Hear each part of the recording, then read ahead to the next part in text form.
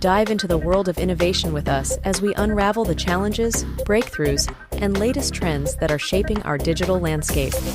This is Tech Unmuted, your guide to the tech revolution. Welcome to another episode of Tech Unmuted. And today... Hey, Santi. Yeah. Today, you always go into something here and you tell them what we're going to do today. Yeah. A few months ago, you interviewed me. So yeah, how about I remember that. Today, we'll interview you and get our fans the opportunity to find out who Santi is. So if you're all right with that, how about we go that route today? Okay. Well, that's a monkey wrench. Yes, I like the idea. I don't think we've ever done that, by the way. I've been on this podcast for like over a year, and I don't think we ever did like a formal introduction. Sure. Well, it's perfect time then. Let's do it. All right. Good. So let's start with little baby Santi. No. so Santi, our fans want to know your last name is Cuellar. Right. Where did you grow up? Where are you from? Where did you grow up? Yeah, it's good question. So I actually grew up in Miami, Florida. Okay. And it's funny because unlike most native Floridians, I never left. Yeah, exactly. And my parents are Spaniard, right? So that's where the name Cuellar comes from. And actually, it's funny. We were just talking about the fact that I'm going to be visiting Spain. That's exciting. Has to be. It is exciting. And there's a little village in Segovia called the Village of Cuellar, where my ancestors are from. And we're going to be there and check it out. It's the first time I'm going. So this is, going back to the roots. So it's kind of cool. So that's where my parents are from. And I've been living in South Florida my entire life. I moved up 2 hours north of where I grew up about 5 years ago. And I now live in Palm Beach County. Born and raised South Florida. Yeah. Awesome. You don't find many people. I'm born and raised in Kentucky, so you don't find many people that stay where they were born. I know. Everybody goes somewhere else. Yeah, I know. So, all right. So we know where you grew up. We know where you were raised. So now let's get into the industry. And I mean, we're all in business. We're all in business together. You and I've been in business together for many years, over a decade. Yeah. So tell us how you got into this industry. Tell us how you got into this type of business. Wow. Do you remember basic computer language? Absolutely. I learned basic in probably before I was double digits years old. I was doing basic programming, space. Yeah. So I learned basic. By the way, it stands for Beginner's All-Purpose Symbolic Instruction Code. I don't know. I think about it today. I'm like, who thought of this name? Like they couldn't come up with something better. I think they were trying to force the acronym BASIC and just made up the rest. And so, and I learned this on a Commodore 64, where I learned mine. Which later became the Commodore 64C, which then became the Commodore Amiga, 128, the Amiga, right? Anyway, and I actually, Terry, I still remember the commands. Like it's, if you want to load the first executable, it was load, open quotes, asterisk, close quote, comma 8, comma 1, the dollar sign with the comma 8 for the directory. It's just, anyway, so that's how I started. But I'll be honest with you, at no time while I was having fun as a kid learning BASIC, I had my own bulletin board system. Yep. I used to crack games and trade them illegally on the bulletin board system, like all kids did. We might not want to say that. And so, bottom line is, it was just me having fun as a kid with this new technology. It was not. So, bottom line is, I never really envisioned myself being in IT at all. Never crossed my mind. When I became an adult at 18, I decided I wanted to be a Marine. And so I signed up for the Marines, and my mother talked me out of it. And so I didn't want to break her heart because I was her only son. Even went into temporary police work as an auxiliary officer, but I lost interest in all that stuff. And I just couldn't find my North Star, And what happened was one day, a couple of buddies of mine come to me and say, "Hey, we have an idea. What if we create this set-top box?" Now, I'm going back to 1995. The set-top box that will allow Latin America to connect to the internet. And the reason it was PCs back then for that region were just cost prohibitive. Nobody had PCs. It just couldn't afford it. And I'm like, okay, how do we do this? We'll just build custom computers to make money and then use the money to fund the project. And eventually, that's exactly what we did. So I was just building custom PCs and raising capital. And before you know it, we had like this major business plan. We had like major backers and investors. And I'm like, wow, wait, we got something. And then we submitted our paperwork to two major capital firms and didn't quite get funding. But I will tell you that that whole .com era is what set, I think, everything in motion for me. We were all a part of A.com at one point. I mean, that's 1995. I was at a NTR.net. We started our own, and if you do NTR, it's enter. So it was internet. Right. And we started our own internet company, and it was a bunch of buddies and I sitting around a table playing cards and, hey, why don't we start our own internet company? It's very similar. We, I think all of us in this industry have a story just like that. It's so, and that's probably why everybody in this industry is so close, is that we all did very similar things starting out, especially around our age range. Yeah. So, all right, so you were in the .com, you hit the bust. Yeah. What got you to where you are today? What got you the rest of the way through this journey? Yeah, so like many .coms, right? Like you said, the bubble burst, right? Oh yeah. Bubble burst. We didn't. I will say this, Terry. It's a great story, and I'll need a whole hour to tell the story, obviously. But we actually got so close that we had. It was about $2 million, $1 million from one entity and like 1.2 from another, and we actually faxed in. Okay? That's right. We faxed in our term agreements because they were expecting them. Like we had already negotiated. We signed everything and we faxed them in. And I'll never forget, within an hour, we got the first call. And then another hour later, we got the second call where they said, the bubble just bursted and we've been told not to invest. If I would have faxed that in the day before, right, it would have been a different story. And it's just crazy how close we came. But listen, it happened and it was a great experience. And then I kind of was out of a job.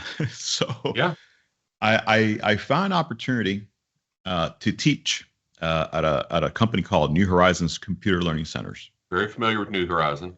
Yeah, and I honestly, I'll never forget me talking to the general manager. Right, I told him my story, and he goes, "I feel like you're coming here licking your wounds." I'm like, "Yeah, pretty much." Pretty much.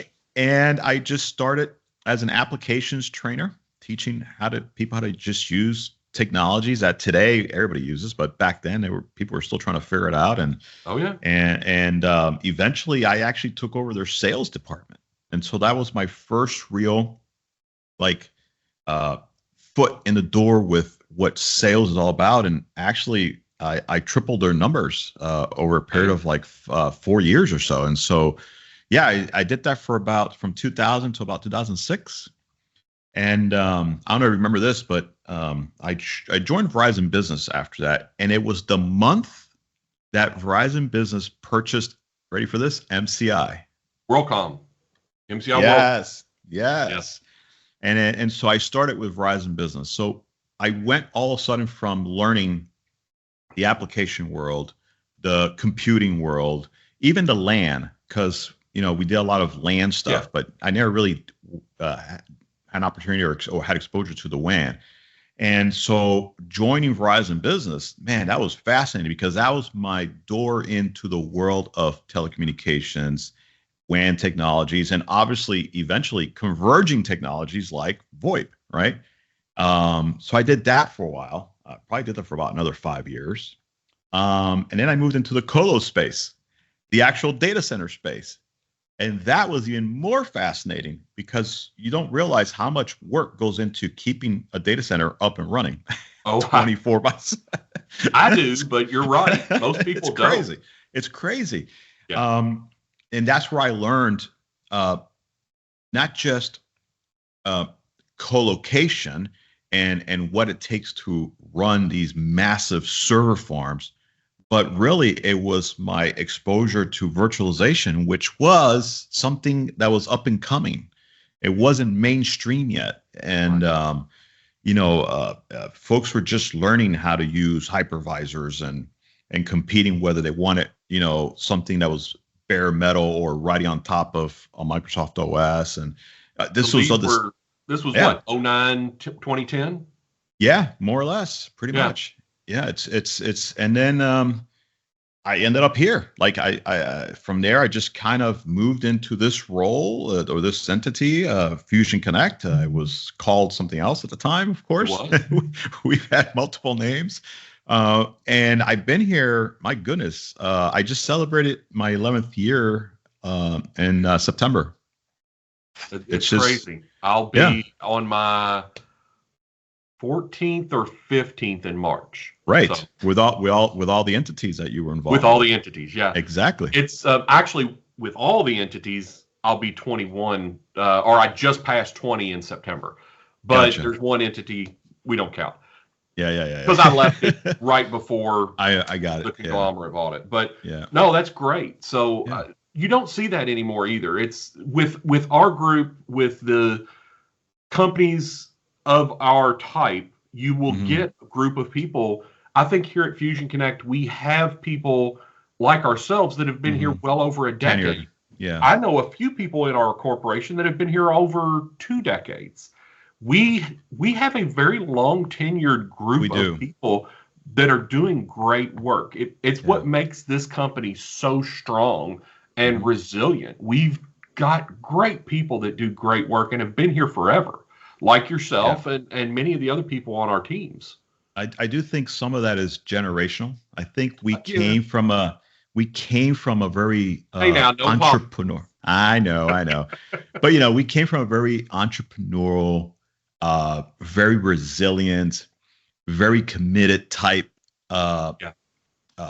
generation. And I think a lot of it has to do with that, but a lot of it has to do also with the being with the right company who's doing the right things. Because one thing so I've been here 11 years and you have been here a little bit longer. We know how we have evolved to where we are today. And so what keeps people, I think, here as well is the fact that we are not falling behind times. We are always looking to innovate and come up with solutions that are needed today and for the near term because it keeps changing. So you're always looking for that next thing that the industries are going to need. And Fusion Connect has done a pretty good job at remaining extremely relevant. And I think that's what keeps us here. Let's be honest, right? It's absolutely remaining relevant, doing the right things for people in general, and caring about people, both the people within the org and the people outside the org. That's one thing, and I think you'll agree with me. Here at Fusion Connect, they truly care about their people and the community around them. I mean, we've done things over the years where they've taken care of employees. We've had coworkers that have gotten sick, that have fallen on hard times for other reasons. And the company and the family, we've heard Fusion family, we've used that forever. It really is that type of atmosphere. And you don't get that nearly as often within companies anymore. Everything is a transactional business. And Fusion gives back to the community as well. I mean, they've encouraged all of us and enable all of us to give back. So it really, you're right. That's a great reason why we all stay. And Terry, there's a couple of things you mentioned. Obviously, I've been on that side of the coin where I've had some challenges medically, and this company has backed me up through that. I've had an opportunity, people may not know this, but we actually have built into our, let's call it our benefits package, an opportunity for us to have a volunteer day.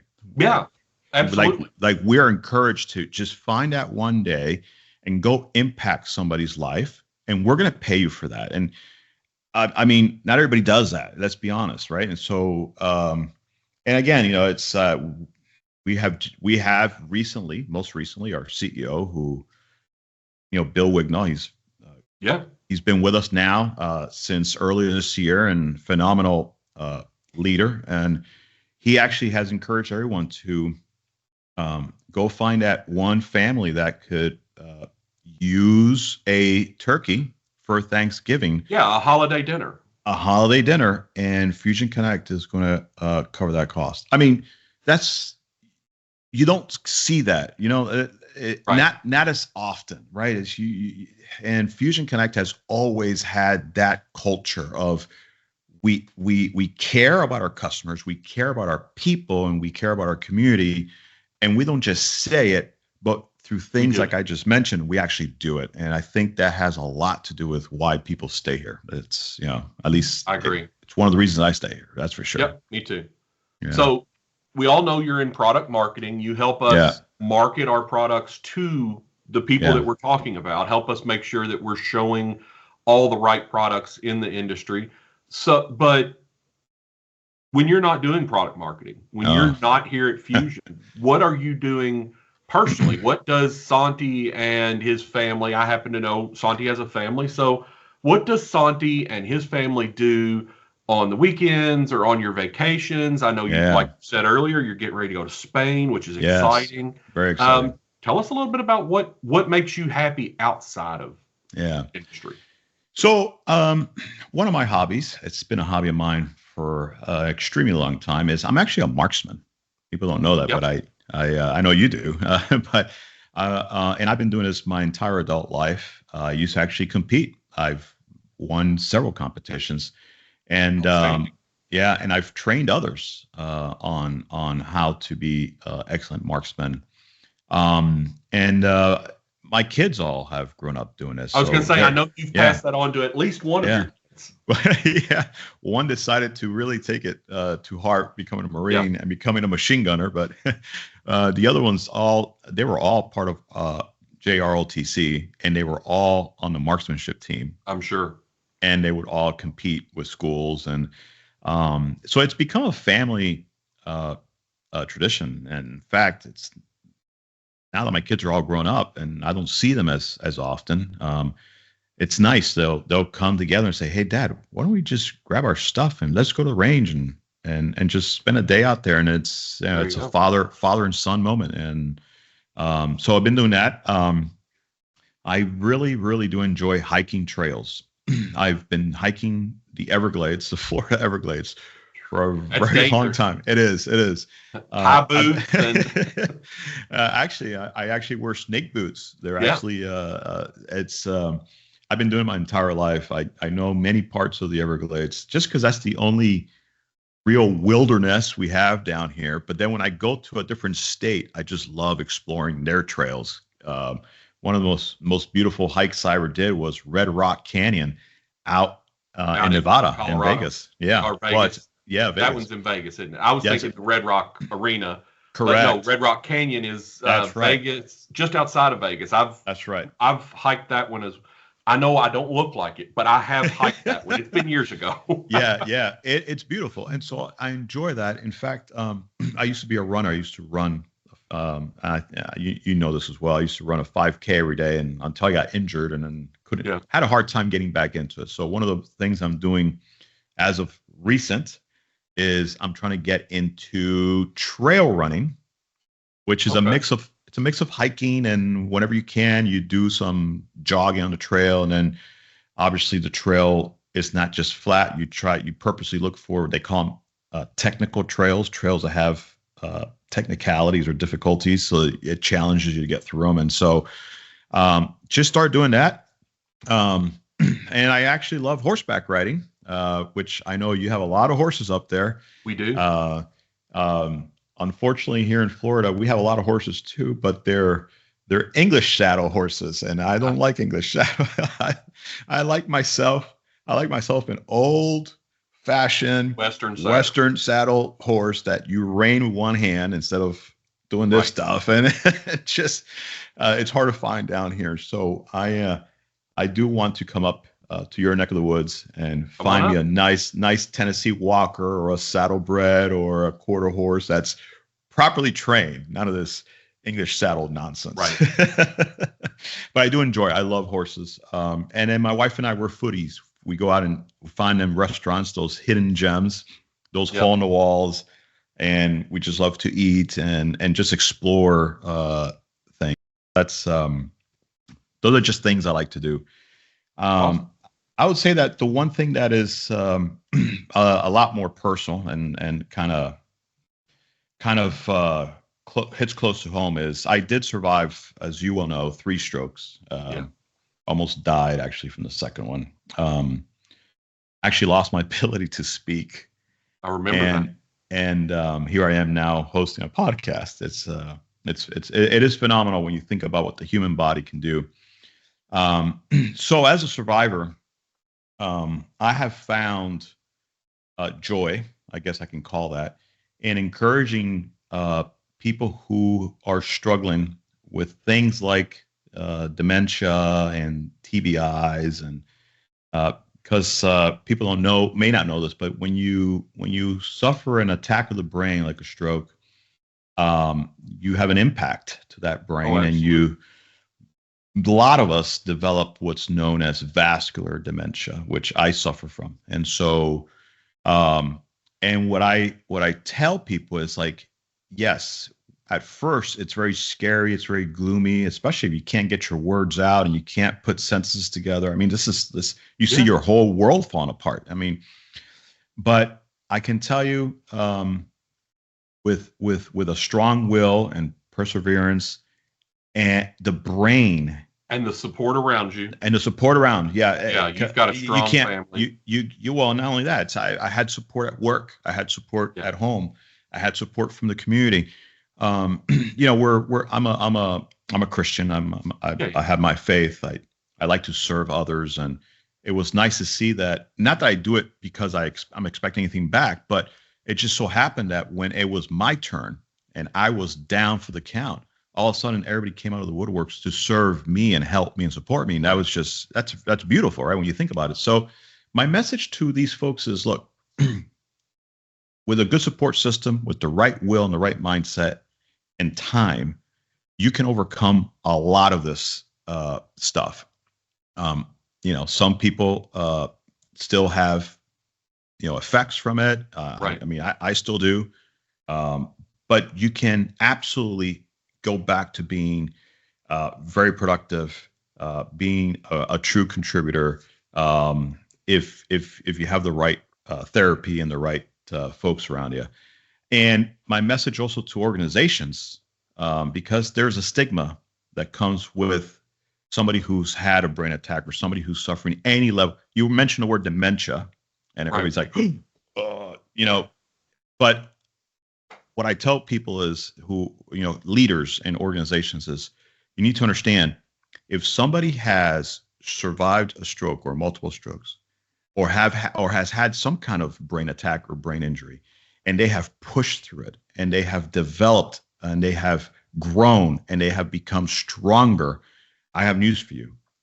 You don't want to give up on them, because those people will surprise you to how driven they are, because they had to become self-driven to overcome the obstacle of a brain attack. And my message is, don't give up on us. Don't give up on us, because we will not let you down. Especially, I can never like Fusion Connect down with the support I got from them when I needed them the most. And so yeah, I don't turn down the opportunity to speak on this to people and to crowds on this topic, because of what I've been through, and hoping that it encourages others, obviously, to push through it. Right. So absolutely, that's what I do when I'm not at Fusion Connect. When you're not at Fusion Connect. Well, let's turn it back to and I know a lot of that about, and I've been with you through a lot of that.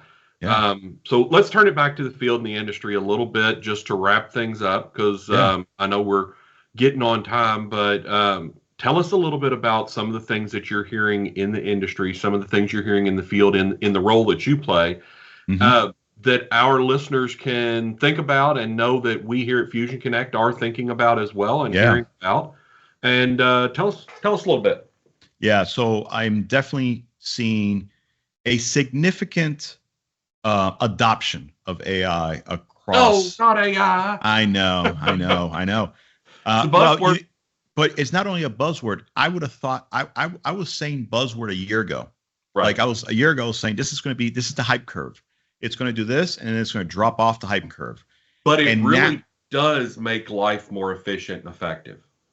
And the adoption levels, right? I like I said, you and I've been doing this. I'm going on almost 30 years. You've been here just sort of, 30 years. I've never seen anything adopted so quickly by so many industries and by so many organizations like I have generative AI, right?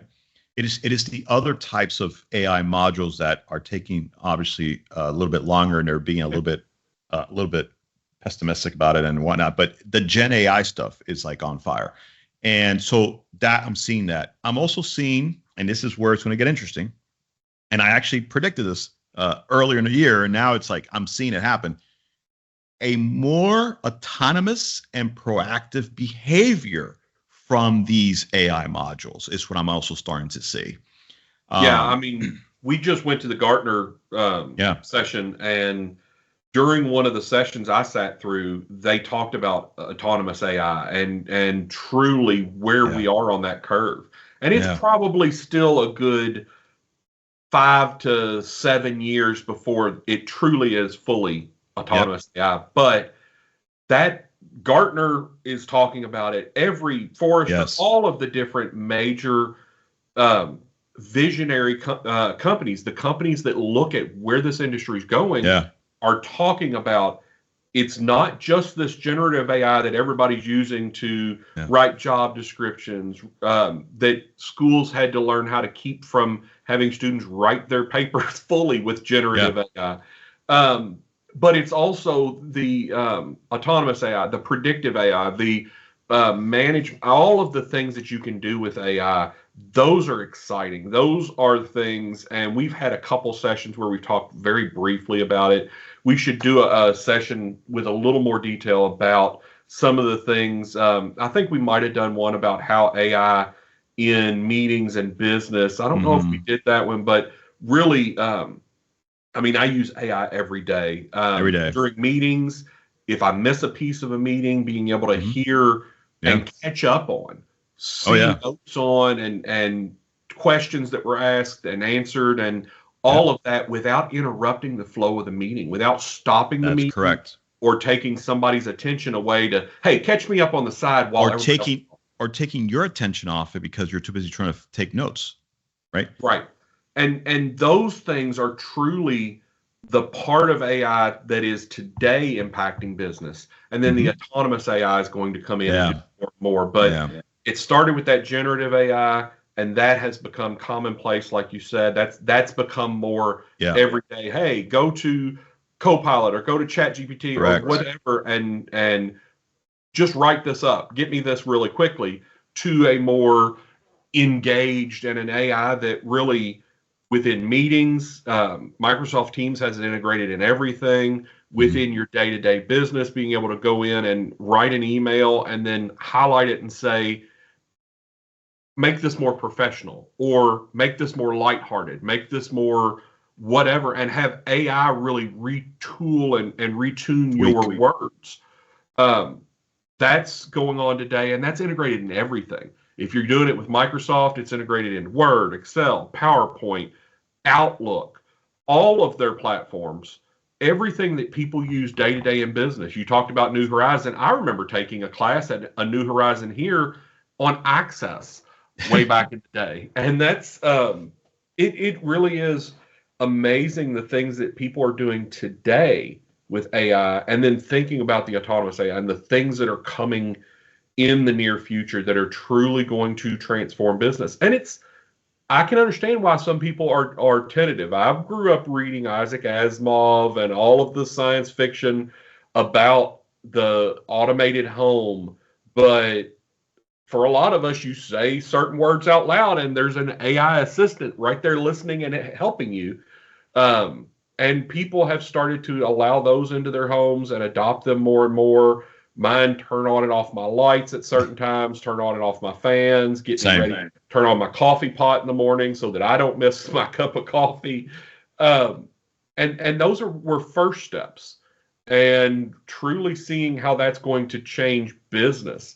Hey, send out this group of emails, write it in this fashion, follow up with these people on this date so that things aren't missed.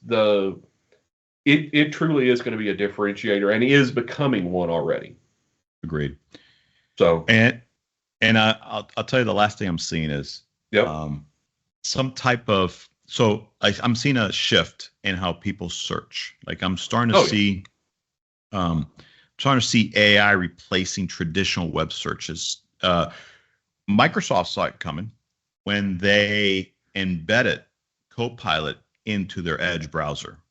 Right. And so now when you do a search on Edge, you're also getting an AI output. So I'm actually starting to see more of that where traditional search methods are being used less. And because all these AI capabilities are now available even on your mobile device, whether it's Copilot or ChatGPT, I myself don't go to Google or any other doesn't matter what it is, what search browser it is.